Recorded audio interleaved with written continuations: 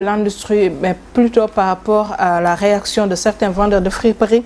La Tribune qui reprend que qui est revenu sur la réaction plutôt de certains vendeurs de Colobane qui déclarent que selon eux, cette activité permet à 5 millions de jeunes d'être autonomes. Ndella ginnaaw bi nga xamante ne ministre bi dafa doon wax que ne dañuy arrêter li nga xamante ne en tout cas bëgg nañu arrêter importation des produits de base yi nga xamante ne ça concerne textile bi pour gën a mën a favoriser li nga xamante ne moom mooy production ak création habillement mais version locale plutôt en commençant par fëgg jaay ñi nga xamante ne ñoom ñooy jaaykat yi surtout ñi nga xamante ne ñoo ngi Colobane ñoom nee nañu bu doon seen sago wax jooju mu dellu si ginnaaw. Un petit commentaire laa ci war a def donc comme ni ñu ko ñëpp ñi ko déggee rek. Ministre bi après sortie wu ministre bi si je pense que cadre juge bi la woon donc ça a suscité beaucoup d'interprétations de part et d'autre donc surtout jeunes yi ak ñi nga xam ne ñu ngi yëngu ci li nga xam ne mooy commerce bi ak ñënd ak jaay ak ñi nga xam ne ñu ngi woon yëngu ci li nga xam ne mooy jaay fëgg jaay ñu ngi doon commencer di kaas ci wax ni que genre ministre bi lu mu wax tegu ko fenn et tout ça donc man j'ai lu aussi un petit démenti boo xamante ne démb waa ministère de l'industrie et des PME ci boppam ñoo ko def pour wax ne ni que c'est pas ce qu'il voulait dire exactement donc affaire yi daal jaxasoo na te lëndëm na ci boppu sénégalais donc ñu ngi xaati de la part du ministère wala du ministre de tutelle ci boppam mu génn wax ak askan wi ci li nga xam ne mooy fëgg jaay wax ñu exactement lan la ci bëgg yan mesure la ci bëgg a jël ndax da ko bëgg interdire mu dugg ci réew bi ou pas su fekkente ne aussi toutefois dañ ko bëgg interdire au Sénégal nañ xalaat comme tu as dit tout à l'heure des millions et des millions de jeunes yi nga xamante ne ñu ngi yëngatu ci commerce bi jaay fëgg jaay bi te ñu ngi siy génn di ci gis seen bopp donc mënuñu wax ni que dañu bëgg adopter benn politique pour wàññi chômage bi au Sénégal ba pare bëgg wëlbatikuwaat à côté pour wax ni que dañuy tere jaay fëgg jaay donc ñëpp aussi amuñu moyen di dem di jënd ay prêt-à-porter di jënd lu bees wala di jënd ay produits yoo xamante ne ay produits de marque la wala yoo xam ne dafa àgg ci yenn prix yi il faut ñoo xamante ne obligatoirement ci deuxième choix bi deuxième main bi mooy fëgg jaay bi lañ mën a sukkandiku pour mën di solu di sañse di ci utiliser ay drap ak donc nañ ci bàyyi xel ci ñaari côté yooyu noonu yëpp. Alors Pape Thiam ñoom sax ci communiqué bi nga xamante ne ministère du commerce et de l'industrie def nañ ko ñoom ñuy préciser que ne il convient de souligner qu'il ne s'agit en aucun cas d'une mesure immédiate ou d'une interdiction brutale. Comme cela a été interprété, la décision annoncée fait partie d'une stratégie à moyen et long terme visant à soutenir et développer le secteur textile local en encourageant la production nationale et la création d'emplois dans ce secteur clé de notre économie. Néew ñu ba léegi duñ ko dindi mais nekkul loo xamante ne décision brutale lay nekk day nekk stratégie à moyen et long terme maanaam dañ koy def waaye daa am nuñ ko dara defee. waaw mais àdduna kay loolu la looy def kay doo jékki-jékki ni da koy def brusquement xam nga yàlla sax bu lay rey yàlla bu yàgg la bindoon ne dañuy rey kon jékki-jékki bu rek xëy rey dama leen di rey la njëkk a bind que da ngeen di judd kon kooku déjà utal na la àpp waxantuma la ak doomu aadama boo xoolee démb suñu 6 minutes chrono daanaka même sujet bi la boo dégluwaatee wala nga dem seetaanewaat sama émission dama ni leen woon kilifa de buy wax li muy wax war na koy xalaat xoolaat démb directement loolaa woon xaw ma noonu sax bu ñu xëyee situation bi nii lay demee waat kon déjà man xam naa bu baax a baax li ma la wax moom moo ni je vais interdire tout ce qui est importation daal ne en commençant par le fëgg jaay noonu la ko waxee nag te terme yi ma utiliser moom la utiliser waaw mais loolu kay pour man amul lu ñuy weddi parce que moo ko wax pour man amul polémique de chercher le midi à 14h léegi moo waxoon ñee ñoo génnaat daal di ni bëgg ko woon waxee nii man damaa d'accord nag ñoom ci la ñu wax nag parce que dañ ni bëgg ko woon waxee nii peut-être erreur parce que doomu aadama la quoi nit day juum nit day génn wax loo xam ne après day xam ne moom kat def na erreur. D'accord man loolu laa ko mën jàpp. D'accord merci beaucoup alors Pape Niang wala Ama est-ce que vous avez un commentaire par rapport ak débat boobu. waaw erreur de communication la pour moi. ndax kilifa man dama jàpp ne balaa ngay wax dugal sa biir nekk xalaat li ngay wax ba pare. soo ko waxee lan la mën a jur. dañoo toll ci Sénégal fi nga xamante ne nii yokk ay employés lañ gën a bëgg. que lu koy wàññi. lépp loolu boo tegee sa baaraam mu ndërmeel juróomi employés. bu ko def lu yokk la ñuy seetuñu luy wàññi. ndax Sénégal moo toll foofu kii day yore 1000 francs bëgg a dem bëgg ci jënd ñaari mbubb yu mu sol. nga bëgg ne ko da ngay dem jëndi mbubb 4000 francs wala 5000 amu ko. ki jël junni dem jënd ci ñetti tubéy di ko jaay pour am ci téeméer rek 1000 francs pour dépenser ñooñu da nga leen di bàyyi xel bu baax a baax. ñii ngi ci bureau yi ñii ngi ci marché yi ñii ngi ci Colobane bi di fuy foree seen i dara pour yóbbu ko. loolu boo ko arrêté da ngay calculer après lan la mën a jur lan la mën a indi ëllëg ci Sénégal. emploi des jeunes lañ soxla mais soxla wuñu luy beese. loolu soxla wuñ ko nga génnaat rek delluwaat ginnaaw weesuwul. am na solo de toute façon ñoom ñu ngi préciser si kii rek. mooy moom si jëm boppam. yàgg naa sol fëgg jaay. waaw merci. yàgg na sol fëgg jaay. Sénégal ñëpp jaar nañ. xam naa jamono mooy soppeeku en tout cas si communiqué bi ñoom ñu ngi préciser que ne suñu demee ba koy dindi sax daañu tenir compte de l' aspect économique et social bu Sénégal bi ñu nekk. alors on enchaîne ak deuxième sujet on va parler de CAF Awards 2024 Lamine Camara qui remporte pour la deuxième année consécutive le titre de meilleur jeune joueur masculin de l'année avec ses performances exceptionnelles. Le jeune lion de la Teranga prouve qu'il est l'un des plus grands espoirs du football africain. La fédération sénégalaise a aussi adressé ses félicitations à notre capitaine Kalidou Koulibaly qui figure dans le 11 type africain au CAF Awards 2024. Pape Thiam Mbaye ki nga xamante ne moom mooy Lamine Camara macha allah jëlaat na ndam li. waaw en tant que plus jeune joueur. meilleur jeune joueur. waaw loolu félicitation lañ ko wax en plus di féliciter sénégalais yëpp.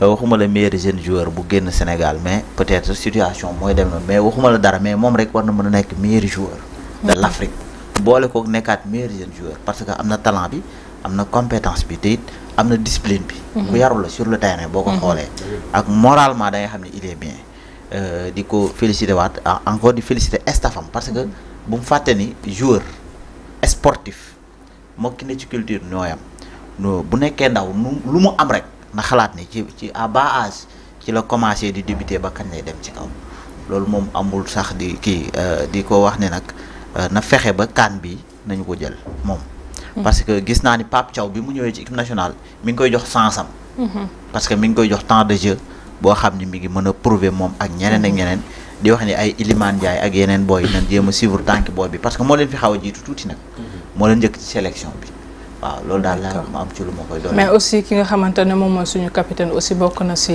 équipe 11 type. Sadio Mané waaw Sadio. donc Kalidou Koulibaly dama jóg. moom chaque émission mu génn gaaw.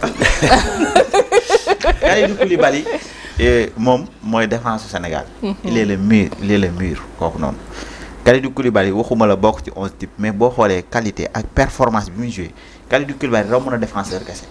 boo xoolee bii yu bëri yu Sadio Mané dugal ci côté flanc gauche. moom bu ko jëlee bu ko relancer day dem direct ci Sadio Mané. loolu nekk na ay qualité yoo xam ni du rôle défenseur li muy def de loolu rôle meneur de jeu maanaam benn milieu terrain moo war di mën a relier loolu koo xam ni day nekk benn 6 maanaam milieu défensif. souvent rôle loolu. moom loolu lay jouer loolu mooy rôle 6. nga xam ne moom Kalidou Koulibaly nekk le capitaine des Lions. vraiment félicitations à Koulibaly. di wax nekk Sadio. ñu remercier ñu féliciter sa temps jeex na. Sadio jabar jeexutee moo tax mu tëggee du bàyyi leen Sadio Mané alors Ndella ñu féliciter waat suñu joueurs yi. waaw comme ni ko Pape Thiam waxee rek defe naa moom moo ma gën a maîtriser li nga xam ne mooy sport mais. Ndella sa caméra mu ngi ne la. animu. daa tàmm toog fii. voilà man fii daa tàmm di toog moo tax maa ngi réer. mais xam nga ne caméra bi nekk sa ginnaaw bu tax tukulóor yi am lu ñu wax. man kay maa ngi mel ni ku réer instant fii daa nekk. moo ma jaaxal en fait télé bi laa nekk di xool fii nii. waaw léegi xoolal caméra bi. waaw d'accord léegi comme ni ma ko waxee rek. je pense que Pape Mbaye résumé na lépp. sauf que juum na comme moom chaque émission day déraper. day jaawale tur yi day jaawale tur yi foog mu def benn bêtise boo xam ne dinañ ko kii. donc di leen féliciter rek ki nga xam ne mooy Lamine Camara. en tant que jeune joueur sénégalais. on ne peut que lui dire félicitations et bonne continuation et di ko wax ni que c'est une fierté parce que ñu ñëpp ay sénégalais lañ. donc bu ñu toogee ba sénégalais yi ni nga xam suñu mbokk sénégalais yi dem à l'international di fa prouver di fa def liggéey bu am solo on peut qu'être fier. di ko wax bonne continuation comme ni Pape Mbaye waxee ni que il est discipliné il a le moral et tout ça donc ñu ngi koy encourager ci loolu bu baax. donc travail plus discipline moom égale réussite. on dit toujours. waaw loolu la ñu jàngaloon de. loolu la ñu jàngaloon primaire. donc Kalidou Koulibaly moom ministre de la défense dañ ko doon tooñee. moom aussi di ko féliciter di ko wax ni que félicitations daal ni que jeunes yi ñi nekk ci tanière bi aussi nañu roy ci ñoom rek te xam ne ni que ay duñu ay xale noonu mais ils ont prouvé dans la discipline et dans la réussite def ba Sénégalais yëpp respecté leen naw leen ba ñuy dem fi nga xam ne à l'international aussi di fa continuer di fa prouver donc loolu moom mënuñu wax loolu félicitations di leen gën a encourager ci li ñu nekk. D'accord, merci beaucoup. Alors Niang ñu féliciter suñu joueur sénégalais Lamine Camara Coulibaly. waaw di kontaan rek ndax lu ñu def Sénégal lañ ko defal. leen dong laa am lu ma si wax nan leen bañ a catu rek. waaw nan leen bañ a catu gars yi dama gaaw si catu waate trop di leen ñaanal rek fu ñu bëgg a egg yàlla eggal leen fa. amiin ñoom ñëpp. amiin merci beaucoup loolu mu nekkoon suñuy 6 minutes chrono maintenant dañuy enchaîner directement ak li nga xamante ne moom mooy la revue des titres ñi nga xamante ne ñu ngi jël émission bi en cours on vous rappelle que aujourd'hui on reçoit Pape Niang nga ñu gën ko xam ci turu Nianka nekk président des Marodi mais aussi ki nga xamante ne moom mooy Ama nekk seen chargé de communication tey moom wàllum Marodi Ndiaye kii moo di Gaye Ndiaye noonu la tur bu nga naan Ama yem si. Ama nan la Cokkale. Ama la. Cokkale. ah non ça doo ma gis. Ama Cokkale xaaral ma bind ko si ndax nga kontaan. Ama Cokkale rek. Cokkale moo dem ba Kébémer dem ba Ngaye dem ba Ndande dem fépp. kon nag Ama Cokkale waaw kay chargé de communication. alors dañuy mais aussi ak Ndella daañu waxtaanee tey njariñu koko mais juste avant ça dañuy dem xool lan moo gën a fës ci yéenekaay journalu kër gi yéenekaay l'info lañ koy tooree yéenekaay bi di xëyee di wax dépôt de 2 recours Barth lance la offensive mu ngi ci page 2 bu yéenekaay bi di journal l'info. alors journal l'info ba tey mi ngi ñëwaat ci wàllum assemblée nationale yéenekaay bi di wax Abdourahmane Diouf en commission technique l'enseignement supérieur en chiffres et lettres li nga xamante ne bëgg na ko faa def ak li nga xam ne moo la fekk yëpp en chiffres mën ngeen kaa lire ci page 4 bu yéenekaay bi di l'info dellu ci waat na ci ki nga xamante ne moom mooy Birame Souleye Diop di wax Pastef sera à la tête du pays jusqu'à 2050 li tax mu wax loolu mu ngi ci page 2 bu yéenekaay bi di l'info réunion de bureau et visite de chantier interdit yéenekaay bi def une tentative inacceptable de réhabilitation de déstabilisation plutôt selon la cellule de com de Barthélémy ginnaaw démb bi ñu gisee mu bëggoon dem fekkee ji ay travaux yu ñu doon lancé ci kër góor gi ñu bañal ko mais aussi bureau bëggoon def réunion fële ca ville de Dakar les conseils municipaux ñu tere leen ko loolu yëpp mi ngi ci yéenekaay bi di l'info bu ñu jógee ci l'info dañuy jàll ci beneen yéenekaay xool ñoom aussi lan la ñu xëyee tey Libération wàllum budget la xëyee di wax dans les secrets du projet de loi de finances rectificative 2024 140 milliards de francs CFA perdus par le Trésor à cause des renonciations à des droits et taxes actés avant l'arrivée du nouveau régime yeneen montant yoo xamante ne am na ci aussi mën ngeen kaa lire ci Libération dellu si na ci placement sous mandat de dépôt de ki nga xamante ne moom mooy Khalifa Rappeur suite à la plainte de Demba Ka ñuy wax Khalifa Rappeur envoyé en instruction il sera entendu dans le fond mardi prochain. L'As quotidien. L'As quotidien xëy di wax le Sénégal dans le top 20 en 2025 wàllum économie mondiale la avec les plus forts taux de croissance ñuy wane nataal ki nga xamante ne moom mooy le président de la République Bassirou Diomaye Faye ci yéenekaay bi ba tey kii di Khalifa Ababacar Sall mu ngi ci wax concernant li nga xamante ne mooy fi ñu teggee Barthélémy di député ci Assemblée nationale mais aussi maire ville de Dakar moom muy wax Khalifa waaw yéenekaay bi Khalifa porte le combat Barthélémy Diaz moom sax mi ngi ci yéenekaay bi ñuy wax lancement des travaux de réfection de la voirie Barthélémy Diaz bloqué encore par la police. Le quotidien. Le quotidien Sall remise en cause le xëy concernant la validation des médias Sénégal ñoom di dénoncer arrêté ministre Alioune Sall jàpp que ne moom Alioune Sall daa nekk di jëfee li nga xamante ne prérogative Sénégal mën ngeen kaa lire ci le quotidien. Madiambal Diagne après audition yi nga xamante ne ñu ngi ko doon déglu démb moom muy wax je parie que mes PV ne fuiteront pas mi ngi ci page 2 bu le quotidien dellu soit na ci gestion de la mairie de Dakar di wax la police bloque Barth partout. tey ma jàmb na de kanatulaay Sud Quotidien moom tamit mi ngi xëyee ki nga xamante ne moom mooy le maire de la ville de Dakar Barthélémy Diaz yéeni kaay bi dox annulation du lancement des travaux de réfection de la voirie à Cité Keur Gorgui accès à l'hôtel de ville aussi refusé aux adjoints du maire Barthélémy Diaz en quarantaine la yéeni kaay bi wax dellusiwaat na aussi si ki nga xamante ne moom mooy docteur Abdourahmane Diouf qui expose les contours. Walf Quotidien mi ngi xëyee taux de croissance de 8,8% en 2025 ñuy wax une prévision réaliste mais Meissa Babou jàpp que ne c'est parfaitement faisable. Mor Gassama di wax il faudra mettre l'accent sur l'agriculture. Souleymane Keita pointe ses contraintes mën ngeen kaa lire ci yéeni kaay bi di Walf Quotidien. Visite de chantier de la ville de Dakar Barth face au mur de la police mi ngi ci page 3 bu yéeni kaay bi di Walf Quotidien. Enquête yéeni kaay xëy di wax wàllum souveraineté commande publique muy wax docteur Djité décline la feuille de route de l'ARCOP li nga xamante ne fas yéene nañ koo def mën ngeen kaa lire ci entretien bi mu séq ak enquête.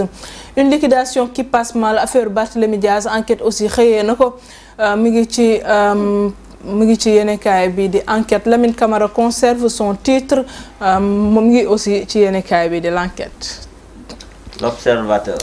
L'Observateur, situation du pays, Serigne Mor Mbaye, Boubacar Sadio, ne pas faiblir dans la chasse aux voleurs. Qui dit Serigne Mor Mbaye, dit voir le vœu de ces gens-là, c'est de tout faire pour installer la zizanie au sommet du pouvoir. Commissaire Boubacar Sadio, moom di wax l'État doit rester inflexible face aux tentatives de torpillage. Collectif des féministes du Sénégal, sitting ba nga xamante ne bëgg nañ kaa def ak la ca Imam Kanté wax yëpp mën ngeen kaa lire ci yéen kaay bi l'Observateur bàyyi leen ma bañ cee yegg ay ca Vox Populi wàllum Barthélémy Diaz da xëyee di wax Cité Keur Gorgui hôtel de ville. Barth mis en quarantaine par la police, il est empêché de lancer des travaux de voirie. L'hôtel de ville barricadé empêchant la réunion du conseil municipal mu ngeen kaa lire ci Vox Populi.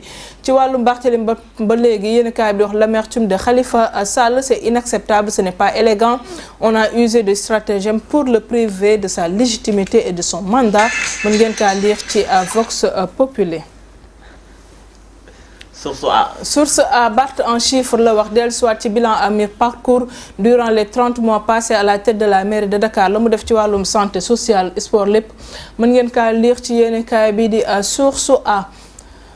Madiambal Diagne rejoue son audition mi ngi ci page 3 bu yéeni kaay bi di Source A. Madiambal Diagne jàmb nañ ko rek Le Soleil face au vent défavorable sur les marchés financiers, les diaspora bonds, un levier de souveraineté, l'endettement en monnaie locale, un bouclier contre le risque de change et de taux d'intérêt variable. Mën ngeen kaa lire ci yéeni kaay bi di Le Soleil, mais aussi Le Soleil dellu soit ci meilleur jeune joueur de la CAF 2024, Lamine Camara s'offre le doublé. Record yéene kaay CAF Awards la xëyaatee di wax encore élu meilleur jeune joueur. Lamine dribble les Ivoiriens Konaté et Diakité. Jeanne d'Arc ñuy wax ci assemblée générale élective di wax ndëpp collectif de la vieille dame ce 28 décembre. Docteur dans le Socéphale, conseil technique ministre des sports moom mi ngi wax ne Pape Thiaw ne peut prétendre au même salaire que Cissé lu tax mu wax ko mën ngeen kaa fekk ci yéene kaay bi di Record. xam naa ne Pape Thiaw daa gën a seer kooku di Aliou Cissé la muy laaj doxalal. Tribune Sport jeune joueur de l'année ñuy wax Lamine Camara conserve son titre mu ngi ci yéene kaay bi Tribune Sport. Ademola Lookman remporte le ballon africain ci CAF Awards 2024 ci mën ngeen kaa lire. Ci Tribune Sport, le Sénégal connaîtra ses adversaires le 27 janvier 2025 au Maroc. Alors loolu moo gënoon fës ci yéene kaay pour ce mardi 17 décembre 2024. Alors comme niñ koy defee chaque fois dañuy jàll ci rubrique